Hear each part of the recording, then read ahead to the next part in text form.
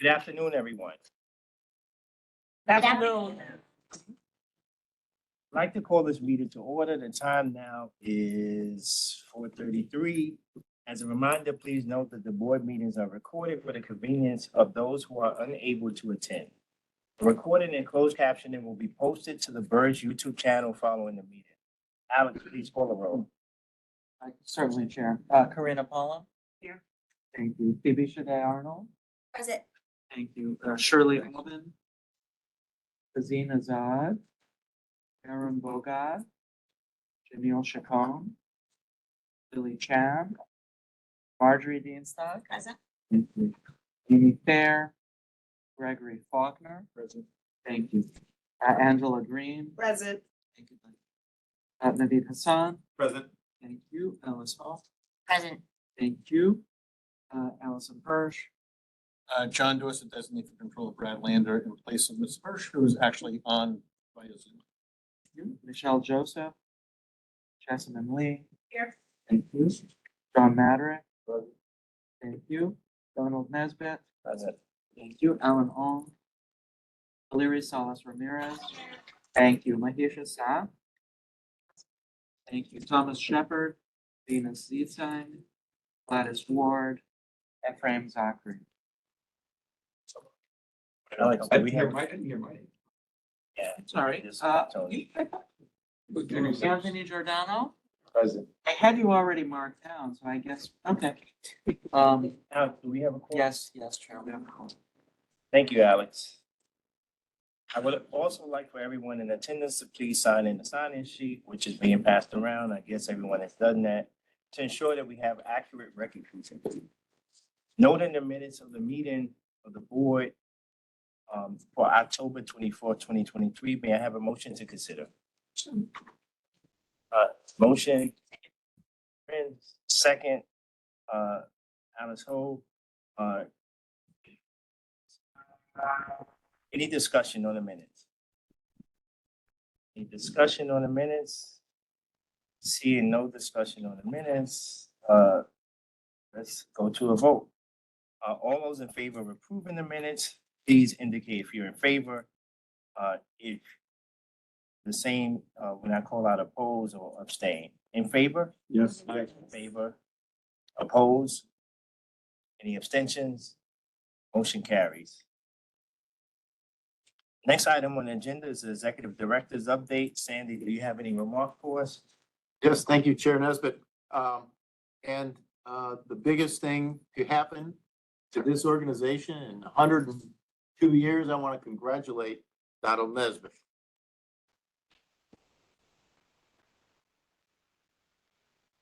Local 372 and DC 37 lobby executives, Mayor Eric Adams, and the legislation sponsor, Ferro Amato, and the many individuals and organizations that supported passage of New York State Law A7156, Ferro Amato, the auto enrollment legislation signed this weekend or Friday night, effectively, right? At 47 p.m. 9:47 p.m.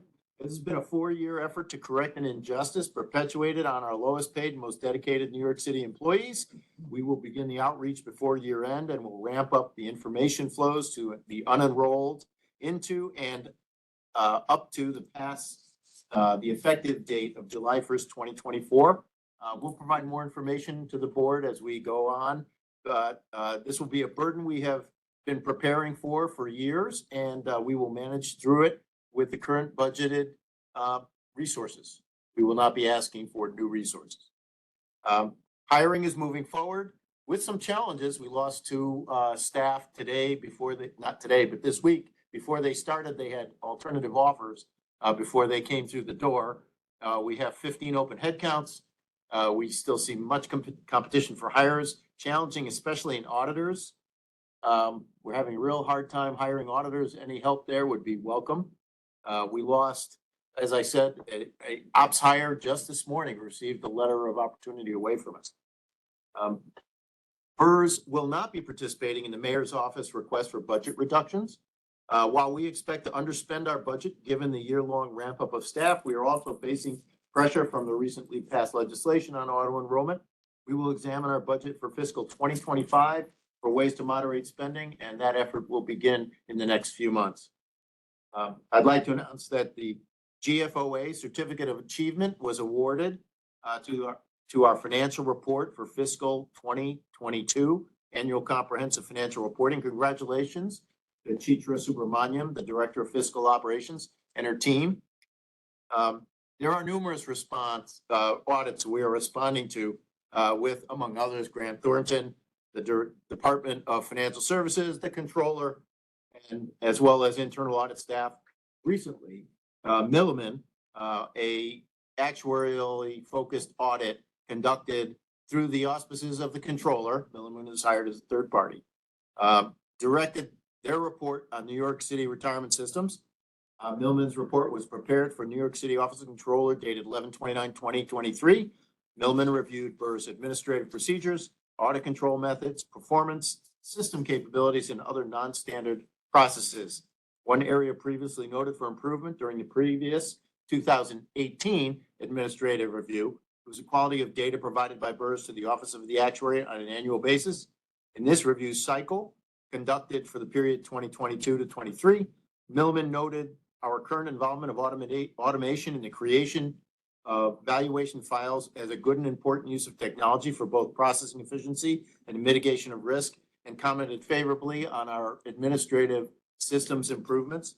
Overall, BERS received satisfactory score in all 5 review categories, and Milliman concluded that each system is being administered in an appropriate expected manner in comparison to Milliman's best practices, industry standards, and industry trends. This is the first year for BERS has been awarded satisfactory, the highest score given across all categories and criteria. Milliman also provided recommendations for improvement. Overall, just congratulations to Iakazi Ezefili, our Director of Internal Audit, Chitra Subramaniam, and the entire leadership team that over the last 7 years have made significant progress in improving member support through improved systems, processes, and procedures. I'd like to just note a couple of things about opportunities for trustee education. Korea Trustee Educational Conference is scheduled for January 16th through 19th. NYCBERS has a pension communication summit, January 21st to 22nd. 2 of our MCU staff will be attending that conference. There is a Married Up NYCBERS conference shortly after the summit on legislative focusing in Washington, and that conference focuses on state and federal legislation affecting public pension funds. There is a extraordinarily favorable fiduciary investor symposium scheduled for September. If Effie was here, I'd ask him to explain to you how good that program is. It's probably one of the best programs in the country. That's in September. Karen Wong can assist with any registrations for these. And then finally, we are trying to set up, you've been getting doodles. I'm not exactly sure what a doodle is, but I'm confident you've been seeing them. It's an effort to schedule on the calendar some additional fiduciary training. Cohen Milstein's done this for us before. We are going to force the issue. We're going to select a day in January at 6 p.m. and we're going to schedule it, and then we can see what we can get in terms of people committing to attend. So you'll see that in your email, and we're hoping that you can attend. And then finally, Mayor's Office of Pension and Investments is rerunning their Baruch fiduciary and trustee education program. Margie attended that last time. I think Lily attended it. No, who else attended it? Maisha, did you attend? Tezzy? Oh, thank you very much. I attended the first time this year. Very good. Yeah. This is a very good program. If you can attend, we'll get you more information about it. And that's enough for me. Thank you, Sandy. Are there any questions? One question. John? So Sandy, the Milliman was an actuarial audit, not an operational audit, correct? They commented on both actuarial and operational. We can share the detail of that. I believe we responded to it already, and I don't think the controller's got the final report. Okay. Yep. Any other questions for Sandy? Great. Yeah, do you have any idea of what the numbers will look like in terms of your automatic enrollment? In terms of what we could project in a year? In terms of additional, I mean, not exact, but any rough idea? So between 20 and 30,000 unenrolled.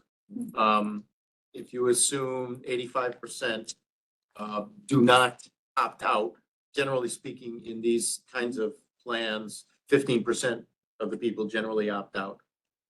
You could, I think you could see 15,000, 20,000 people additional. Sandy, the last count was 35,000 unenrolled as of yesterday. Okay. So the plan would be to transition the unenrolled onto the plan. So, yeah, the legislation, I defer to Alex on the details, but July 1st is the beginning of the program, 90 days to opt out. And October 1st is the wave of people into the system.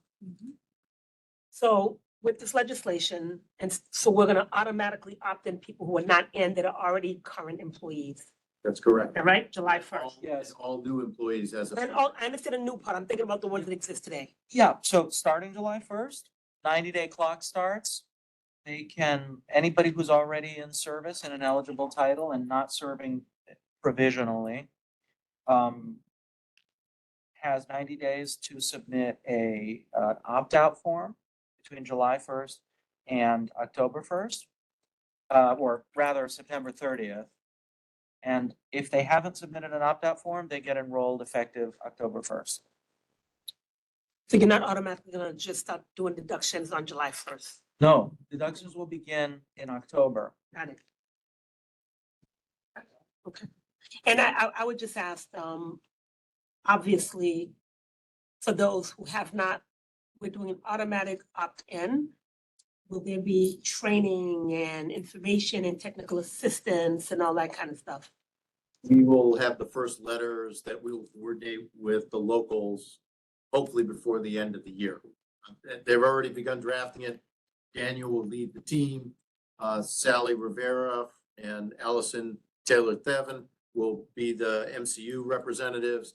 Maria Seppin from counseling and ops. Josiah Rodriguez will be working on the transition for ops. We've actually had a plan developed by an external consultant in working with ops to prep for this 2 years ago. We're I'd just love dusting to- that off. I'd love to offer up our assistance from the DOE to do informationals through, principals, superintendents, kind of, so they're hearing the same thing across the system, as part of, the fact that it's their employment. I want to make sure that we do all that we can to get people enrolled and want to, offer up whatever we need to do so we can start the communication from the management going down to all the people that are eligible. Corinne, the Got it. biggest help would be in the crossing guards. We don't have their information because they're part of the NYPD. So we don't have any of their addresses or emails, so. Yep. the So, crossing I'm guards is actually, coordinated. as we talked about, I'm working on that. Apparently there was some organizational change happening, and so the leadership is shifting a little bit. So I'm on top of that, Daniel, and I'll get that to you as soon as I can. I'm gonna send another email, but I've already made the request, and I was told once the dust settles, they'll give me those. So we'll have them long in advance of this. So I'll extend my support with that as well. Great. Thank Thank you. you. Who do they opt out? They have to contact their immediate supervisor, or do they contact BERS? There'll be a form, but yeah, they can contact, Who's the they have to initial? contact BERS. One last thing I would ask Sandy and Daniel is there an HR component that we ought to be thinking about as it relates to the communication, information, whatever it might be, right? Because for those of them who have not opted in, they're not used to receiving communication from BERS. They're used to receiving communication from human resources, and so I think it helps to close the gap so that it's reinforced by DHR. So I'm happy to lead that effort, get the right people in the room to make sure, I want to make sure we're covering all the bases. That would be Can I very answer helpful. that? What'd you say, Daniel? That would be very helpful, Kareem, because this is going to be an ongoing thing. Once new employees are onboarded, their clock starts in 90 days as well. So not just to October 1st, it's going forward perpetually. So it'd be great if we could organize a training for DHR on this. So all the HR directors citywide has the information for all new hires going forward as well. Because first year of employment, that clock starts in 90 days. So Right. it's an ongoing matter. Great. I'm happy to support any way I can. I think also with,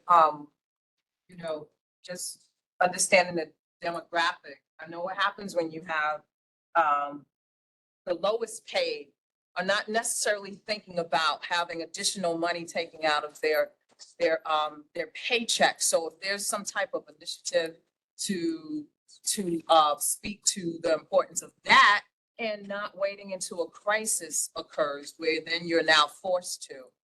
So, that's something also that That's correct. I want to say, first and foremost around this, thank, Daniel and Sandy for the leadership here. I,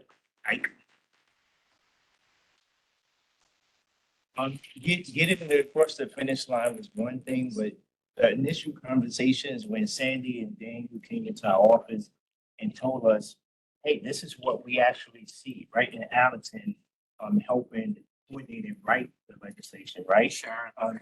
Yeah, the council and the legal team here say thank you to all of them. And just having a vision, right, around this. BERS had never attended, prior to Sandy's leadership, the Black and Puerto Rican Caucus in Albany, right? And the first year that they go, I'm walking with Daniel at 3 o'clock in the morning and we bump into Nick Perry, who's now the ambassador to Jamaica, but he was an assemblyman. And we just had the conversation, 3 a.m.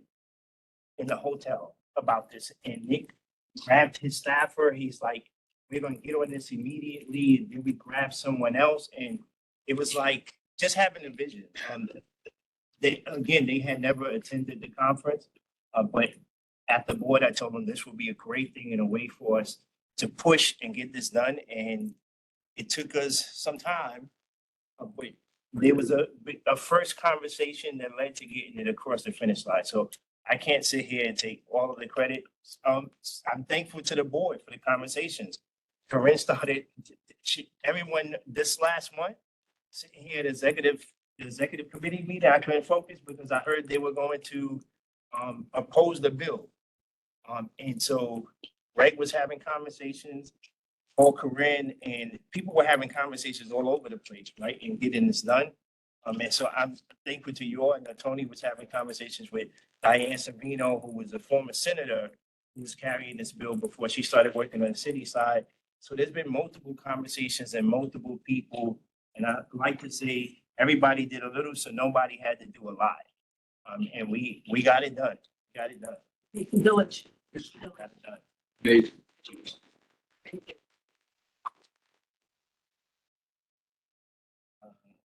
So any other questions for Sandy on his report?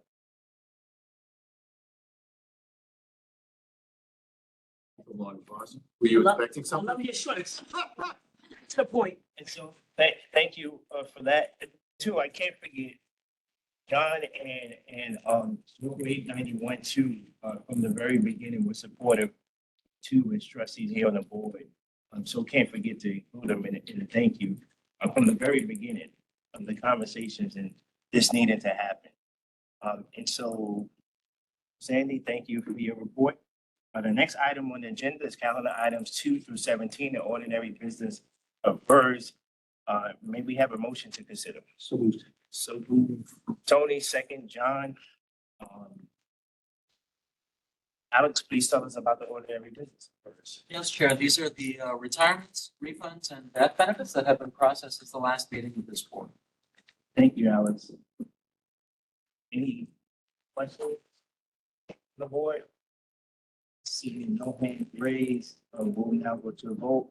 All those who approve, please indicate if you're in favor. In favor? Any opposed? Any abstentions?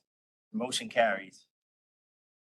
Next item on the agenda is calendar item number 18, New York City Office of the Actuary, June 30th, 2021, actuarial valuation of report. May we have a motion to consider? Moved. So move Jeffrey, do we have a second? Second. Second by John. Merrick? Good evening, Mark Stevich, Office of the Actuary. A pleasure to meet everyone in person for the first time since the pandemic, since I was hired. I'll be brief, asking the board to know receipt of our June 30th, 2021 actuarial valuation, which determines the contributions for the fiscal year 2023, which is already ended. There's no new contribution information in here. The board already approved the final contribution amount last April. This report simply provides all the supporting information that's required by actuarial standards. This report and all of our other actuarial reports, including a history of BERS valuation reports, is on the Office of the Actuary website. So I'm happy to answer any questions if there are any. Are there any questions? Could I just add something? The history of contributions from New York City to our fund and understand that the city is obligated to make contributions has gone down almost 24% since it peaked in 2018.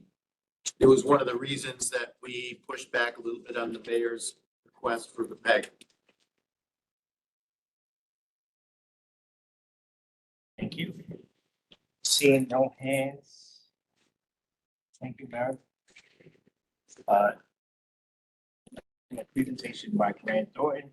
May we have a motion to discuss? Motion, John Matovich. Second, Grant. Grant Thornton has conducted an annual audit of the BERS financial statements.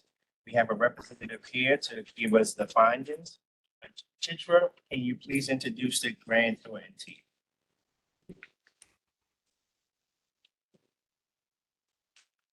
Good afternoon, everyone. I would like to introduce the Grant Thornton team here. We have Sharon Campbell, who's with us, presenting the post-audit presentation for fiscal year 2024. Thank you, Sharon. Thank you, everybody. So good evening, everyone. I'm Sharon Campbell. I'm a managing director at Grant Thornton, and I was the lead partner on the BERS audit this year, as well as the last 3 years. There were 4 years I've been on this audit now. I'm excited to have the opportunity to present to you the results of the June 30th, 2023 audit.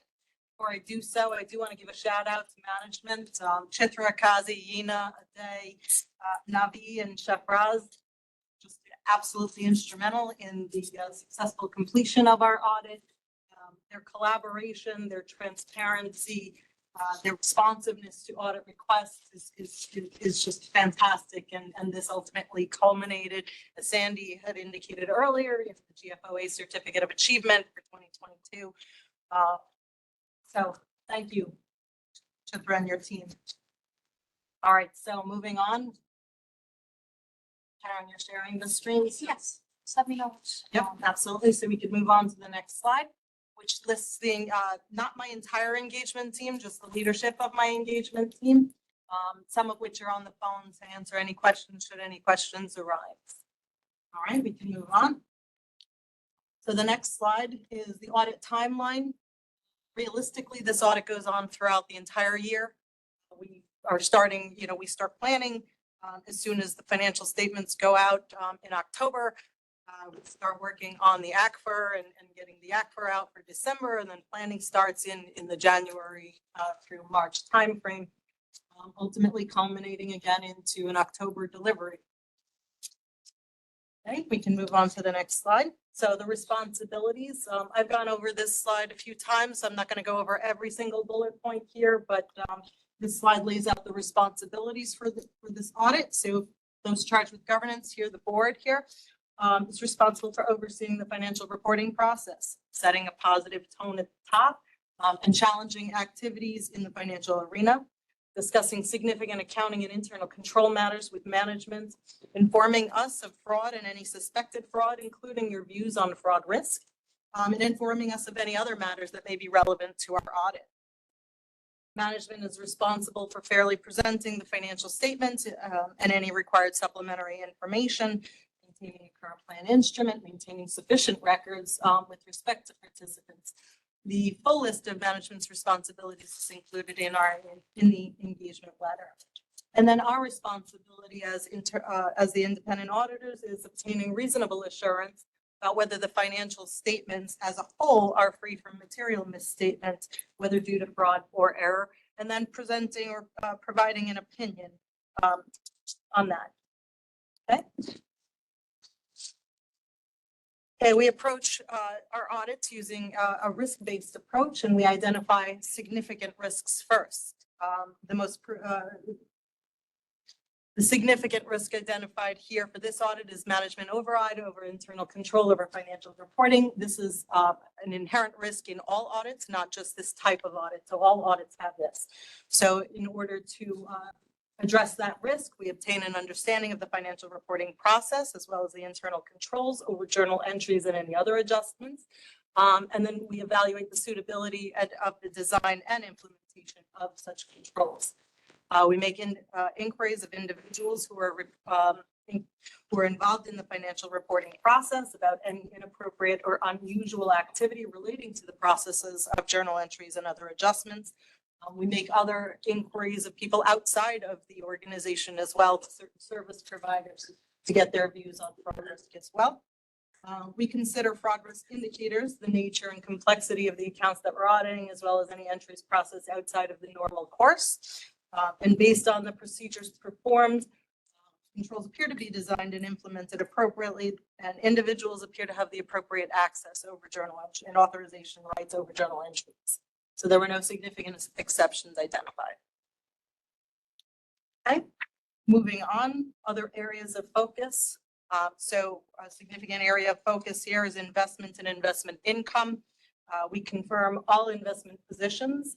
We evaluate the reasonableness of the fair value disclosures in accordance with GASB provisions, in accordance with GAAP. On a sample basis, we test the more complex investments. We test 100% of the less complex investments to determine reasonableness of the fair values. And on a sample basis, we also test purchases and sales throughout the year to determine the reasonableness of those fair values. We test reasonableness of investment related income, including net depreciation and appreciation and fair values. And we evaluate the reasonableness of investment expenses. So there were audit adjustments that were identified similar to prior year. There's a lag in reporting for the fair value of alternative investments. This year, that number was below our scope. So there is no current year proposed adjustment, just the reversing impact of the prior year. And then we also identified other disclosure related reclassifications, which are included in the management rep letter that was provided. Another area of focus is member contributions. We test the completeness of the population of member contributions, and then on the sample basis, we test the eligibility to contribute and whether the amounts were appropriately calculated and held in accordance with the plan provisions. We test benefit payments. Again, we test the completeness of the population, and then on the sample basis, we test that the member was eligible to receive the type of benefit that they've requested, that benefit payments were appropriately authorized, and that they're calculated based on plan provisions. There were no exceptions noted there. And then we look at the pension liability. So we test the completeness and accuracy of the census data. With the assistance of our in-house actuary, we assess the reasonableness of the actuarial assumptions, methods, and inputs used in the calculation of the pension liability. And then on a sample basis, using an automated census tool that we have in-house, we test census data, testing the completeness and accuracy of the demographic data. Other areas of focus include employer contributions, member loans, ITGCs, which we'll talk a little bit about in a moment, and then the adequacy of disclosures. Okay. As I mentioned earlier, we utilize specialists. We utilize our human capital services, formerly known as our compensation benefits consulting practice, again, to assist us in reviewing the actuarial assumptions and methods used. We also use our New York pricing group to price the fair value of the investments. And then we use subcontractors as well, Galeris Roberts. Okay, does anyone have any questions so far? Okay. So going back to the significant risk where we talked about management override over internal controls, one of the areas that we test is the journal entries. We use whole ledger analytics to do that. Basically, it takes the entire general ledger and uses a cumulative risk score generated based on how individual transactions perform against 38 routines. It then gives us a number of entries that we would look at that meet the criteria. And then for those entries, we obtain underlying support. We evaluate the validity of the entry in the normal course, and we obtain evidence of the approval of that journal entry. Okay, this slide is just a placeholder to remind everyone of the how important cybersecurity, internal controls over systems, and segregation of duties is.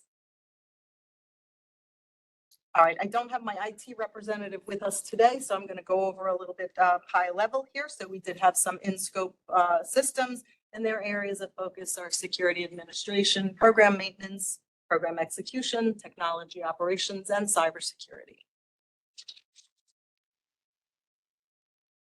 Okay. We issued an unmodified clean opinion. We expect to do the same for the ACBER over the next couple of weeks. That'll be going out.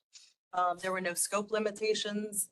We had open and effective communication with management, and internal control and best practice recommendations were discussed with management. Again, we expect to issue the ACBER opinion sometime within the next couple of weeks. We are currently working on reviewing the information that management has provided for the ACBER. And as indicated earlier, as Sandy had indicated, GFOA Certificate of Achievement has been received. Okay, moving on to the next slide. Okay, so we talked about a little bit about the audit adjustments that were identified that are included with the management rep letter. We are required to accumulate and communicate any misstatements which may be factual, judgmental, or projected that are identified through the audit that are greater than what we call trivial amount, which is a de minimis amount. And again, the typical unrecorded misstatement that we typically have each year relates to the lag in the reporting for the alternative investments.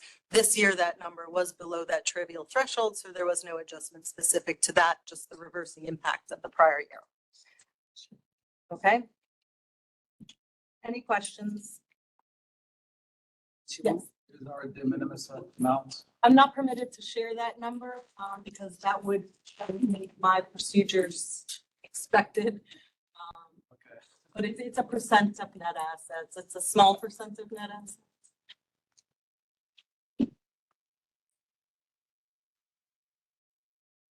Thanks. All right, moving on, I'm required to communicate the quality of accounting practices. So the significant accounting policies are detailed in the notes to the basic financial statements, and they are considered appropriate in all material respects, and they are consistent with the prior year. Accounting estimates, the most significant accounting estimates are the fair value of investments and the total pension liability, as well as related disclosures. And then we've assessed the financial statements for disclosures for clarity and completeness. Footnote disclosures do appear to be informative, consistent, and clear. Okay. These are other required communications. I'm not going to go through all of these bullet points. I just want to point out one, that we did issue our management letter to management. We did not identify any significant deficiencies or material weaknesses in internal control over financial reporting. That's not to say that there aren't any. That's just to say that we haven't identified any. We did not test internal control internal controls.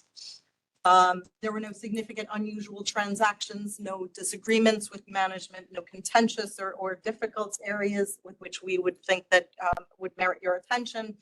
No significant issues or difficulties encountered during the audit, and no modifications to the audit report. Again, it will be an unmodified clean opinion.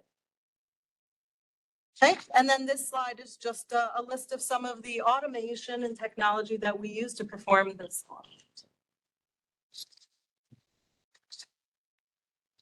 Okay, this slide is just to inform you of our audit independent, our auditor independence policies. Basically, it summarizes our robust quality control system over independence. Okay.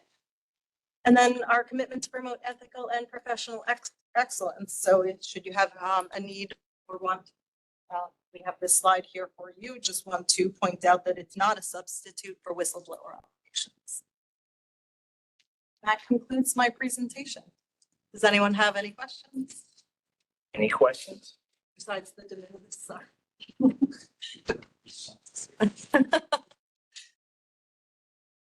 well, thank you. Sure. Thank you. The next item on this afternoon's meeting agenda is an attorney-client session. Aaron, please turn up, step back in.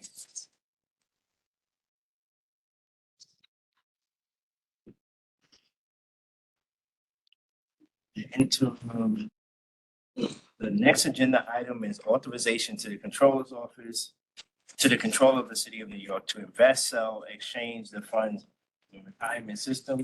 May we have a motion to consider? So move. Effie, do we have a second? Me, a second. We have. Salute. Oh, I guess you're letting him back in. Yeah. I jumped the gun.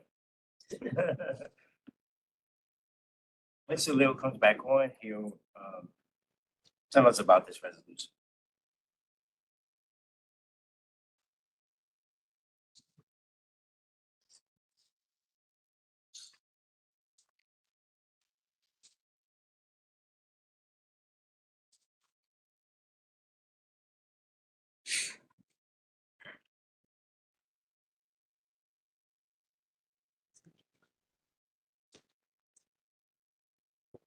Noted. You want me to pick up? Yeah, this is our standard delegation of authority to the Controller's Bureau of Asset Management that we do on a quarterly basis. Get it later. Yeah, I only know that it expires at the end of the month, so we have to do it. Yeah, we do it quarterly. Remember, we didn't have a November meeting, so. Yeah. It just seems like we did it yesterday. Thank you, Sandy. Any questions from the board? Questions from the board? No hands raised. All those in favor of approving calendar item number 20, please indicate your approval now. Aye. Any opposed? Any abstentions? The motion carries. Authorization.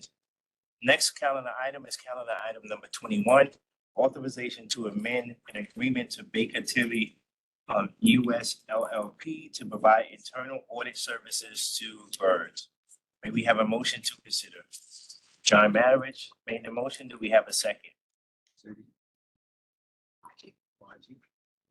Second.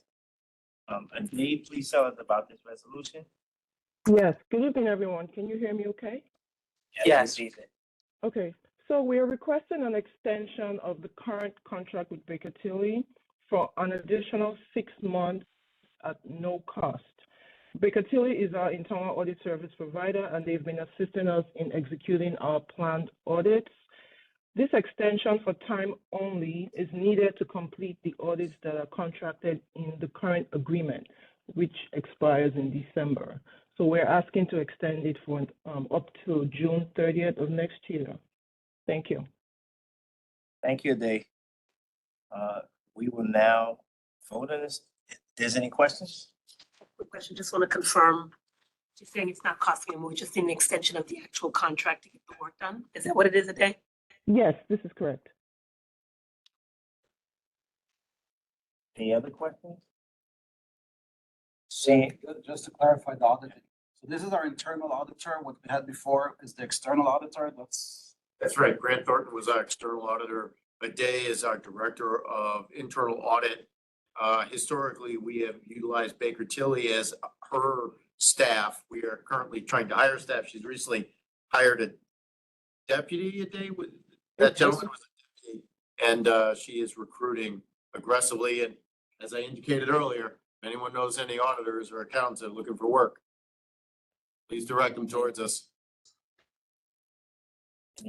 any other questions? Seeing no other hands raised, all those in favor, please indicate if you're in favor now. Any opposed? Any abstentions? Thank you. Next calendar item is calendar item number 22, authorization to enter into agreement with CEM Benchmarking, Inc. for the provision of administrative benchmarking services. May we have a motion to consider? Moved. Tony, do we have a second? Second. Second, Dr. Green. Sandy, please tell us about this resolution. Right, so CEM Benchmarking is a provider of services to us in terms of evaluating our processes, procedures, and efficiencies. We have been working with them for about 5 years. They're an exclusive provider of this service. So we have a procurement, I forget the exact rule. Alex, if you remember, you can remind me, but they are a sole source provider. Sole source provider, yes. And this is important in terms of improving our operations on a continuing basis. Is this a new contract? This is a new contract, but it's a continuation of existing relationships. Yeah, we've been using them for many years, but that the previous contract expired. This is a new contract, and we established all over again that there are no competitors in this space. And how, what's the pricing? Is the price going up? Is it steady? Is it, how are we ensuring we're getting competitive pricing? Even if it is a sole source, there's still some way to track the investment and or the cost levels. So I would have to get back to you. Unfortunately, our procurement officer is not present, could answer that question. The costs are increases are, I think, less than 4% a year. I can confirm that and get back to you. Thank you, Sharon. And the point is that there is increases happening. And I deal with contracts all day with DOE. When you say this is a sole source, have you gone out and done a search to make sure that nobody's come up and potentially? Yes, there is a memo in your packet discussing the research that was done behind this. I didn't see that.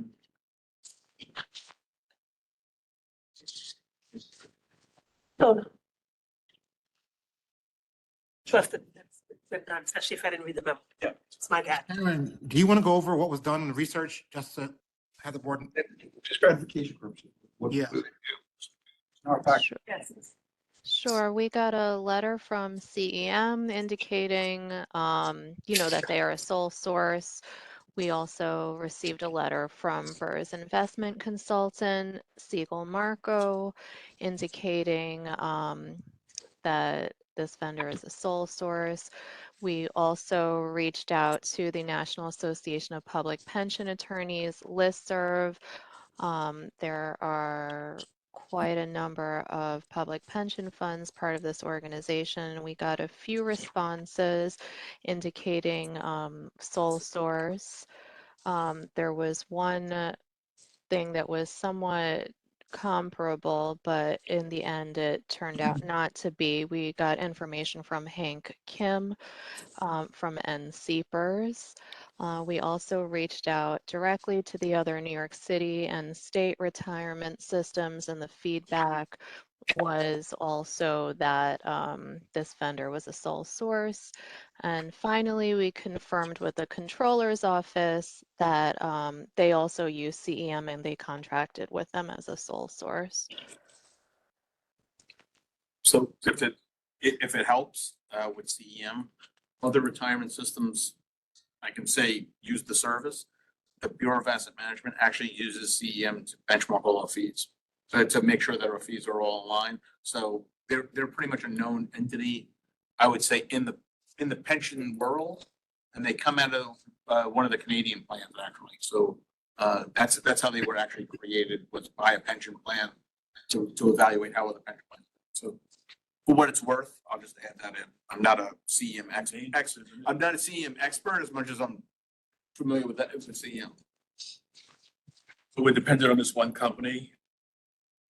That if anything were to happen, well, if they would have raised the fees, we don't have any other options. But we could not do the service. I mean, We don't have to do the service. yeah, I mean, you don't have to, I mean, that's really, I mean, I'm trying not to be flippant, but I mean, I think the reality is that they are, they've created an industry that we benefit from by understanding how we look against other retirement systems. So there's value there, but I mean, if they were to not do this, then we'd be back to trying to figure out. Well, so one of the things I would add is that NCBERS, National Council of Public Employee Retirement Systems, is run by Hank Kim. Hank Kim was one of our references.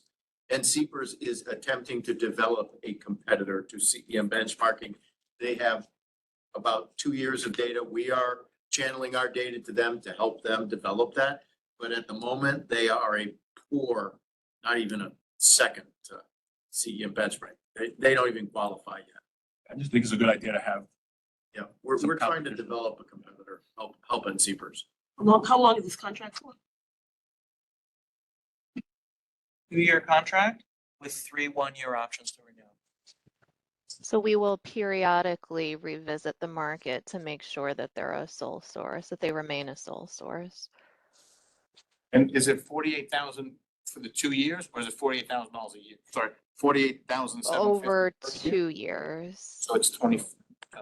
24,000 first year, 24,750 the second year. What is that? So so when I saw the benchmarking, I thought maybe they're finding benchmarking of our. No, it's not investment. It's administration, how many clients we service on a regular basis, what our fees are, like John said, like all. All weights, process retirements, how many retirements are first check out in 30 days.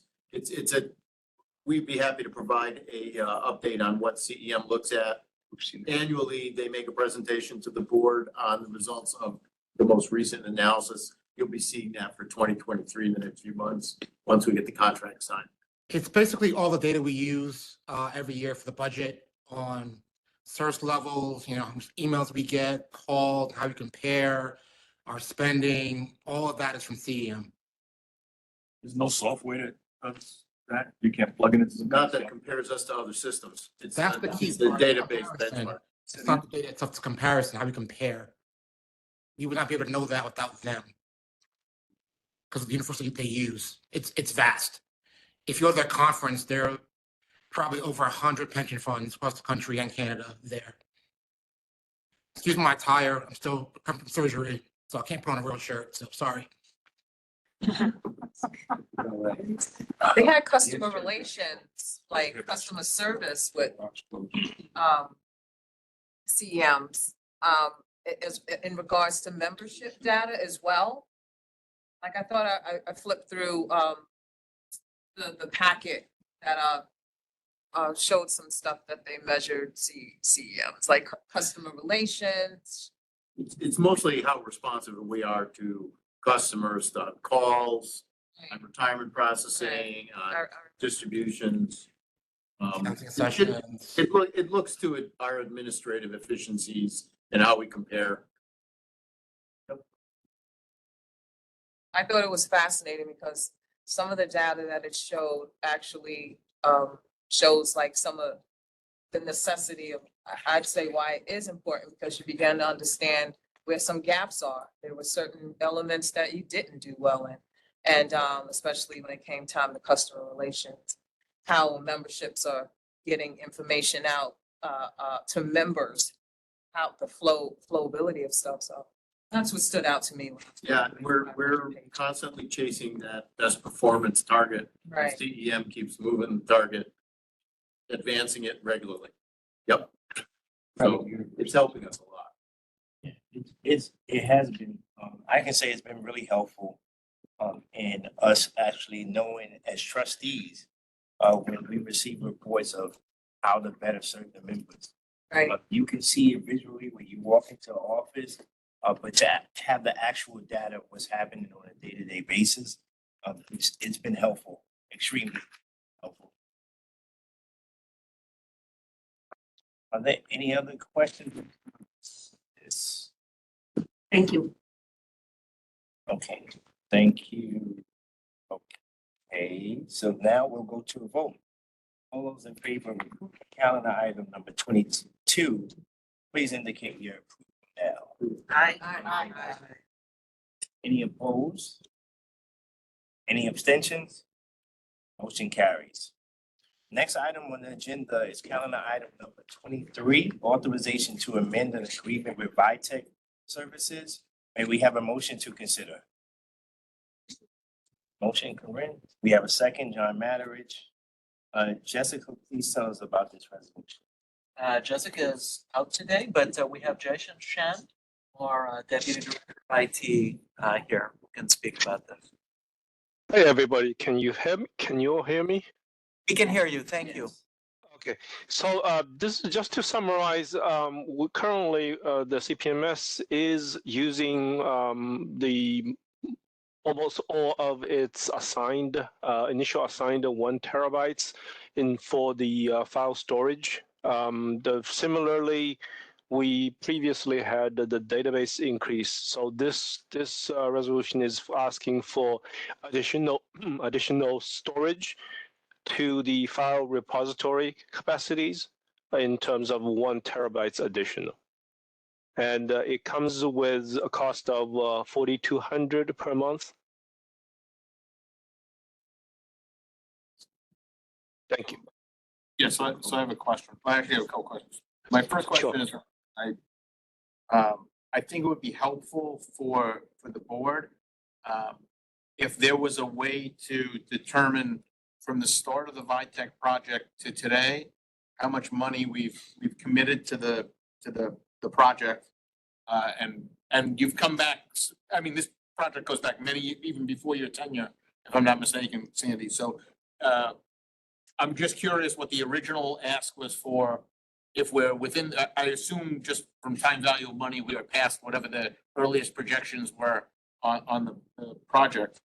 And I guess my question about this particular ask is the $4,200 a month, I guess isn't enough, right? When was the last time you came back for another terabyte? And, you know, there's a not to exceed in here of $54,000. Were there other not to exceeds that we actually wound up exceeding? And then, you know, because those are the kind of things that I wasn't on the board at the time. I don't know. I'm gonna just go out on a limb and say majority of the people here weren't on the board when this first happened and kind of came in the middle or the end of Vitech. So I think it'd be helpful to kind of understand the whole project. Police use them too, right, John? Police uses them too. They started later in the cycle than many years after, to be fair. So, you know, and by the way, that may have helped form my opinion too, seeing them in a different relationship, right? So I think it would just be helpful to know that. And if we're doing a not to exceed here, did we ever exceed any of have we kept them to that? And have they been good partners? I think that whenever you enter into these long-term agreements and Vitech in their defense has been sold several times since the initial time that we made the commitment with them. So I'm just making sure that they honored all of their stuff. Yeah, they're in our portfolio, actually. Correct, Yeah. correct. They are owned by a private equity. So,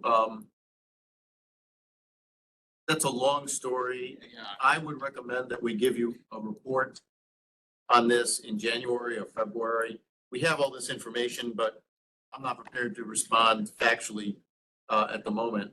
And in fairness, I mentioned this to you about an hour before we started this meeting. Yeah, so I had some would tell questions. you that, you know, CPMS, there are actually 2 projects, right? CPMS was the original project where we exited Pru, went to CPMS in May 2017. That project was over budget and over time. And we'll give you the whole Megillah about what was happening, lessons learned, et cetera.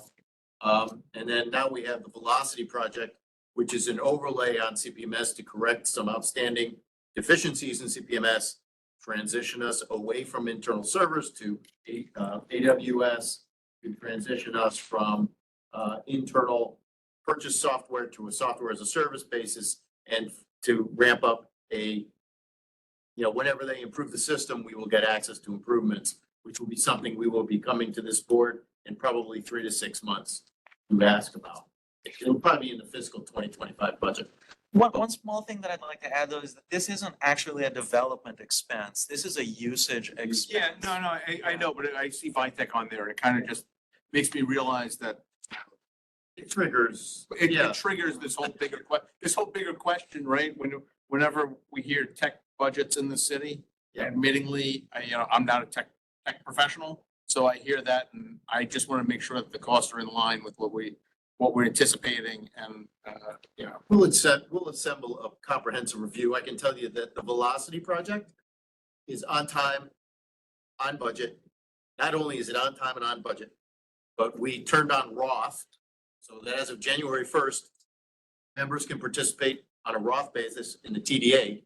That's 2 years ahead of the schedule required by the federal Secure 2.0 law and 2 years ahead of most other public pension systems who begged for the delay. So I think you're gonna find that while CPMS was a little bit of a Charlie Foxtrot of a problem, Velocity is not, and we'll give you the whole layout. Give you the whole layout. In fairness, that part started in Speculating 2009. about it right now. Very old. 09 I started CPMS, 2009. So that's a whole other administration ago. See ya. Yeah, and you just tagged Daniel with a major project for the next 30 days. That's why he's smiling. We already have that available, Sandy. That's no big deal. Ah, damn it. You're gonna disappoint John now. Anytime for John. Any other questions on this? So could we table this for next month? Is there enough time? I don't know how much we've used up in. I would prefer not. Jason, Yeah. Jason, are we already over on this storage?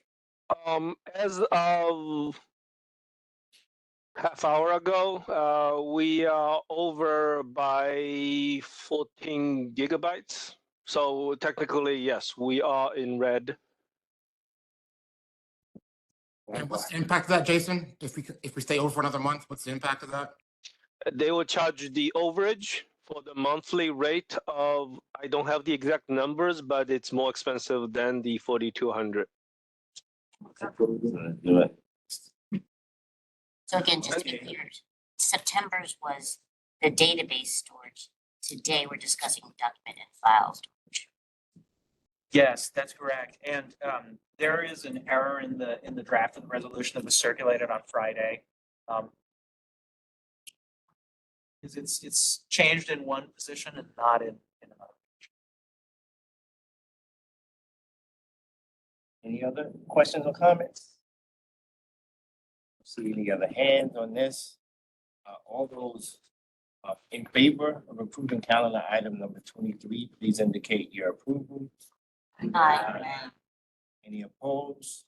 Any abstentions? Thank you. The motion- Mr. I asked for a recusal, just I have a personal relationship with the original founder of the company, so. Can we just count votes, please? Make sure we have 14. So like it's far, we should be one over. We should be- Yes, we have 14. Thank you. Okay. So motion carried. Thank you. Next calendar item is an attorney and client session again.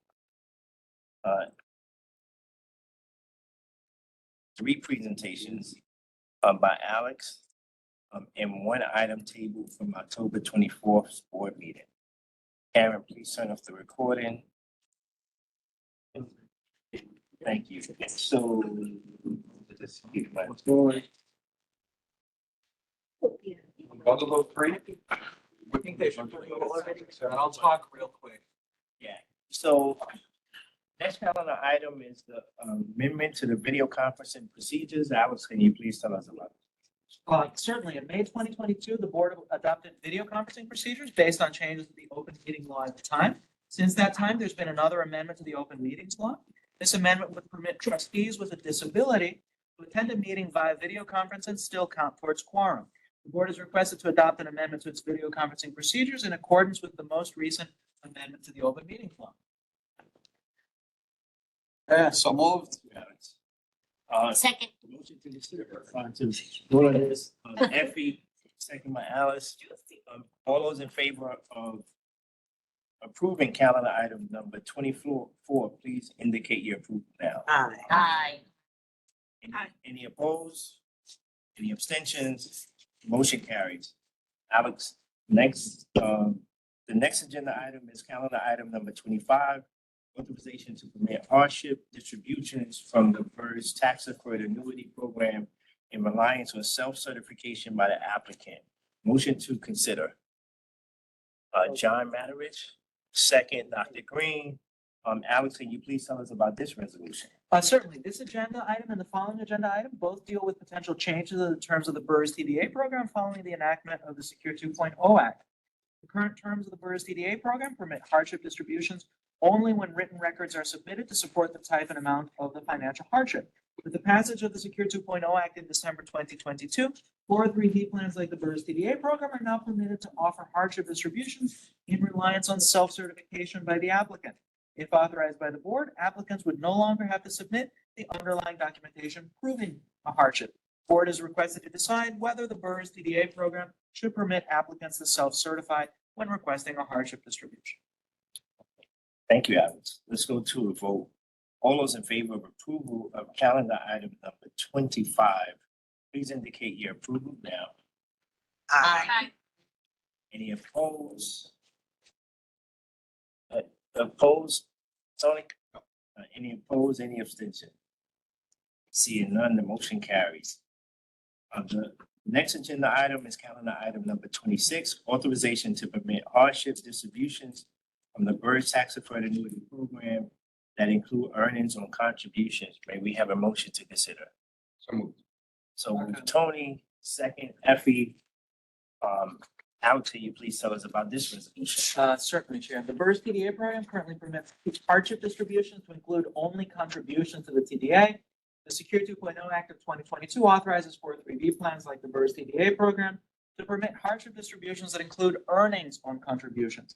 The board is requested to decide whether the BERS TDA program should permit applicants to take hardship withdrawals from the TDA that include earnings on their contributions. Questions from the board? Seeing no hands, let's go to a vote. All those in favor of approving calendar item 26, please indicate your approval. Aye. Any opposed? Any abstentions? The motion carries. Thank you. So that concludes. 13 table there. Okay. I actually thought you would have enough folks here to pass it. I didn't want to be the one to necessarily stop it. I just have a concern that it doesn't have specifics in terms of any goals, in terms of, I think a percentages. discussion is needed. Yeah. Yeah. Okay. There was one more calendar item, but we'll discuss it at the next meeting. Move the table? So, move the table by Tony. Do we have a second? Second. Second. All right, so, Can I make a motion to adjourn? Sorry, you just table? Oh, I'm sorry. Table. Let's vote for the table. Jumping the gun there. let's vote on tabling the item. All those in favor of tabling this meeting? Any opposed? Any abstentions? The motion carries.